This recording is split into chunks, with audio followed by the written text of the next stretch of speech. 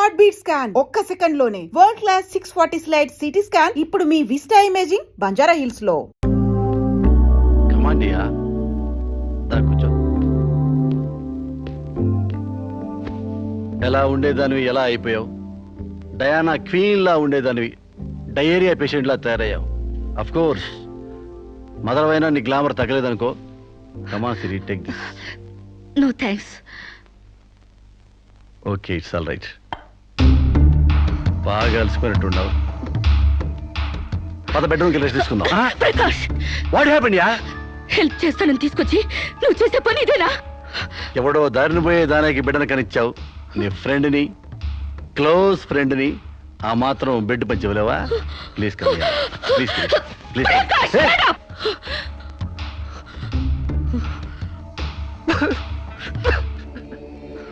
దుర్మార్గుడా, దుష్టుడా, ఒంటరిగా ఆడపిల్ల మీద చేస్తావురా?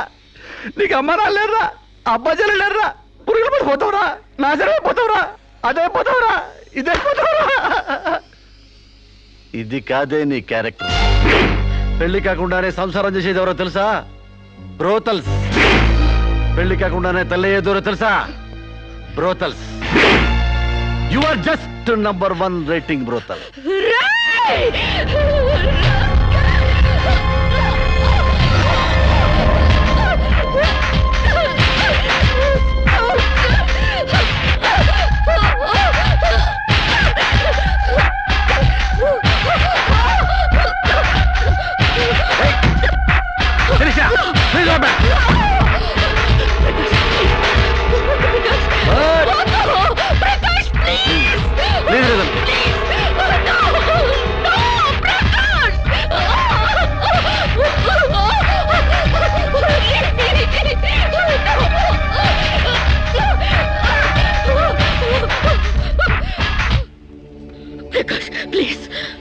శిరీష, చాలా టెన్షన్ పెడుతున్నావు Sirisha.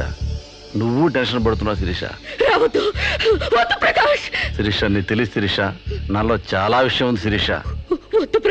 I love you Sirisha. చాలా హ్యాపీగా ఉంటుంది యార్. I love you Sirisha.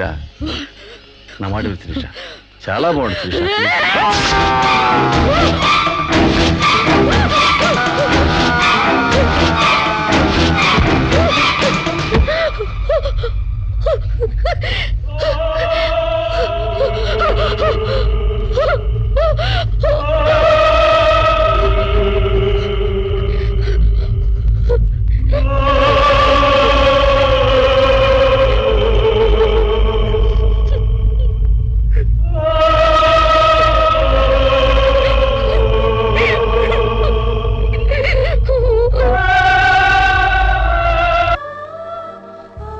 Sir, ఈవిడ అన్నయ్యల దగ్గరికి వెళ్ళొచ్చాను. ఈవిడికి మాకు ఎలాంటి సంబంధం లేదని చెప్పారు సార్. దీనికోసం మనిషి అన్నవాడు ఎవడూ రాడు, కానీ కేసు రిజిస్టర్ చేసి కోర్టు తీసుకుపోదండి.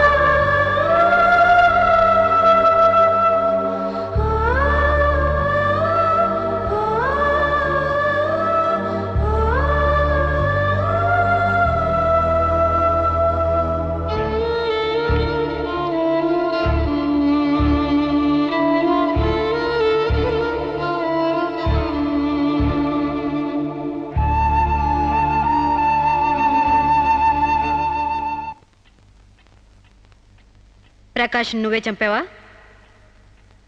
సైగలు మూగ భాషలు ఇక్కడ కుదరవు, నోటితోనే చెప్పాలి. నేనే చంపాను. ఎందుకు చంపావు? చంపానని ఒప్పుకున్నాను కదా, ఏదో సెక్షన్ కింద నన్ను చంపేయండి. ముద్దాయే శిక్ష విధించుకుంటే ఇక్కడ మేమెందుకు? సెక్షన్లు శిక్షలు నువ్వు గుర్తు చేయాల్సిన పని లేదు. అసలు నువ్వేం చేసావో చెప్పు. ఫారెన్లో నా ఫ్రెండ్ని చంపేశాను, ఇక్కడ ప్రకాశం చంపేశాను, భారతీయ సంస్కృతిని చంపేశాను, గౌరవ మర్యాదల్ని చంపేశాను, ఆఖరికి నా బిడ్డను కూడా చంపబోయాను. నన్ను చంపేయండి, నేను బ్రతకూడదు.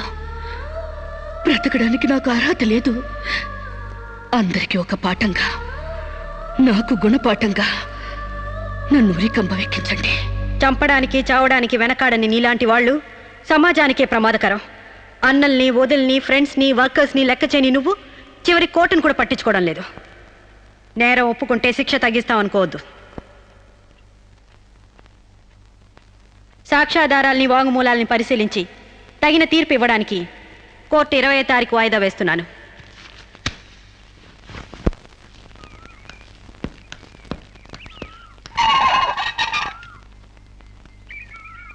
నేను జడ్జ్మెంట్ వాయిదా వేస్తున్నట్టు మీరు జర్నీని అర్జెంట్ చేస్తున్నారా? ఎంతైనా జడ్జ్ భర్త అనిపించారు. మీరు పాఠాలు నేర్పించకపోతే పిల్లలేం ఫెయిల్ అయిపోరు. ఈసారి వారం రోజు సెలవు పెట్టండి, ఓకే? అమ్మా, మీకోసం ఎవరు వచ్చారు. బాయ్.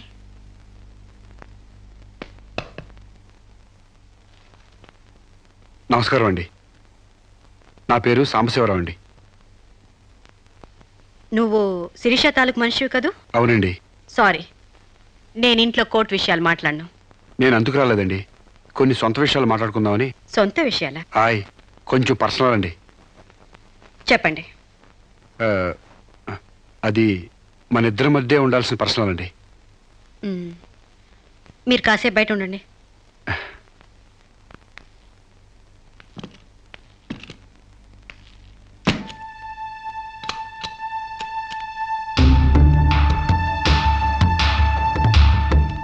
చాలా సీక్రెట్ కదండి, అందుకే తెలిపేశాను.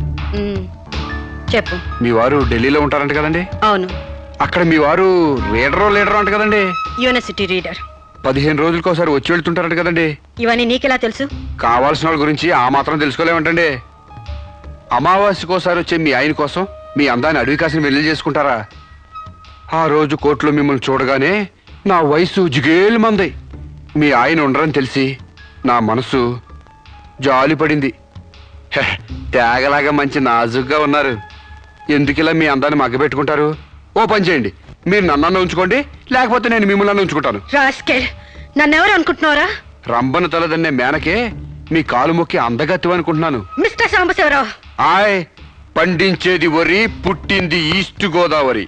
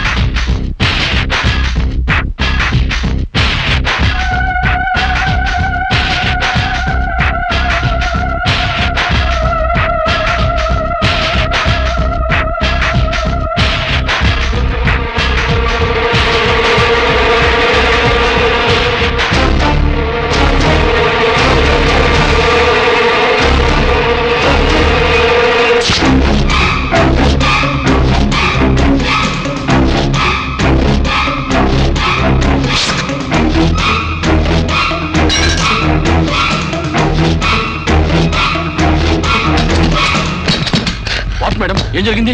అతను చాలా ఇండిసెంట్ గా ప్రవర్తించాడు. అసలు వీడిని లోపల ఎందుకు రానిచ్చారు మేడం? ముందు అతను హాస్పిటల్కి తీసుకెళ్ళండి ప్లీజ్. Constables, call ambulance. ఆగండి.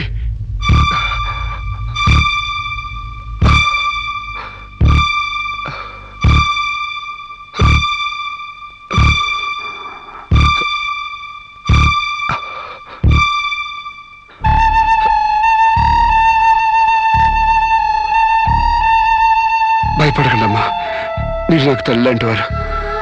ఇదంతా నేను కావాలని చేయలేదు.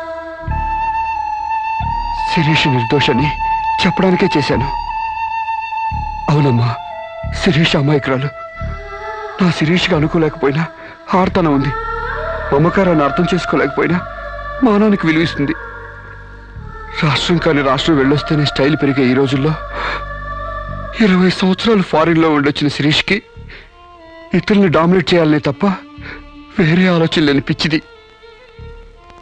మీరు ఒక జడ్జి అయ్యిండు కూడా ముందు వెనక ఆలోచించకుండా రేపు చేయబోయి నన్ను కత్తితో పొడిచారు. ఎందుకు?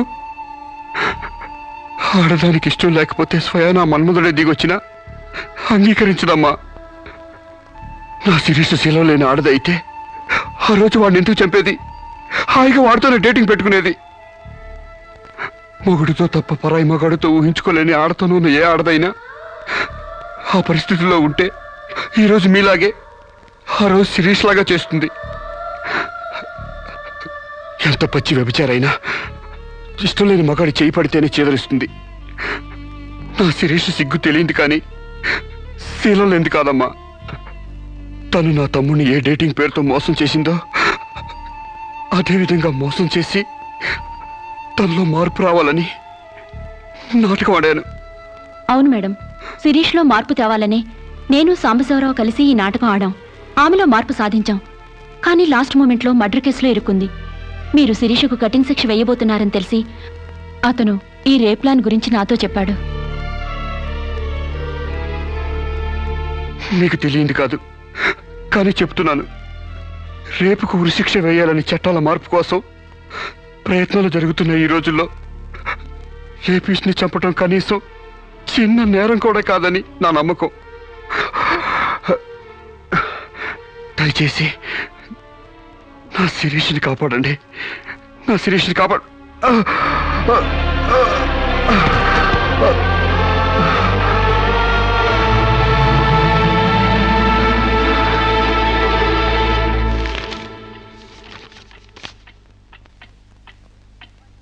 మనల్ని కుట్టినా కుట్టకపోయినా చీవని తేలిని పావుని చంపేస్తున్నాం మనకు హాని కలగకూడదని.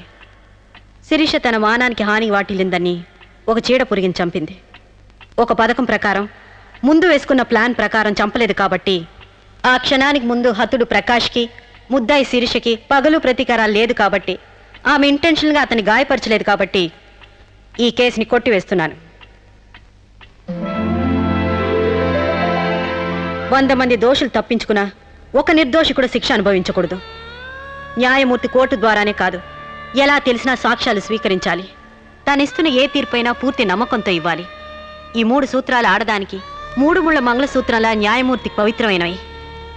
ఈ సూత్రాలపై నమ్మకంతోనే ఈ తీర్పు చెప్తున్నాను. సాక్ష్యాధారాలు పరిశీలించిన పిమ్మట శిరీష తన నేరాల్ని అంగీకరించిన నిర్దోషిగా ఆమెను విడుదల చేస్తున్నాను.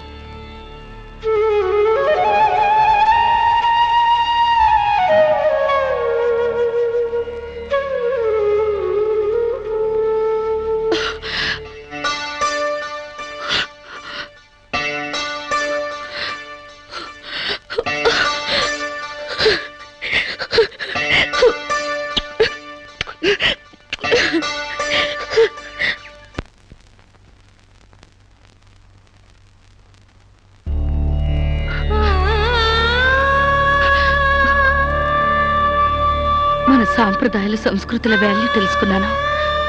నేను మారిపోయానండి.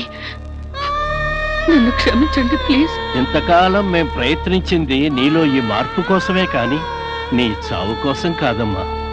నువ్వు చిన్నప్పటి నుంచి విదేశాల్లో పెరిగావు కాబట్టి అక్కడ యువతీ యువకుల్లో ఉన్న డేటింగ్ అనే పద్ధతిని ఇక్కడ కూడా అవలంబించాలని చూశావు. కానీ ఈ పవిత్ర భారతదేశంలో వివిధ రకాల మతాలు, కులాలు, భాషలు ఉన్నా ఒక్కొక్క దానికి ఒక్కొక్క రకం కట్టుబాట్లున్నాయి. ఆ కట్టుబాట్లకు అనుగుణంగా మసులుకోబట్టే మేమందరం ఎంతో ఆనందంగా కలిసిమెలిసి బ్రతుకుతున్నాం. కానీ వాటిని నువ్వు అగౌరవపరిచావు, హేళన చేశావు. ఈ దేశాన్ని, ఈ మనుషుల్ని అర్థం చేసుకోలేకపోయావు. అటువంటి నీకు మన గొప్పతనం చెప్పాలని, నీలోని మంచి మనిషిని బయటకు తీసుకురావాలని మేము ఈ నాటకం ఆడాం. మా నమ్మకం వమ్ము కాలేదు.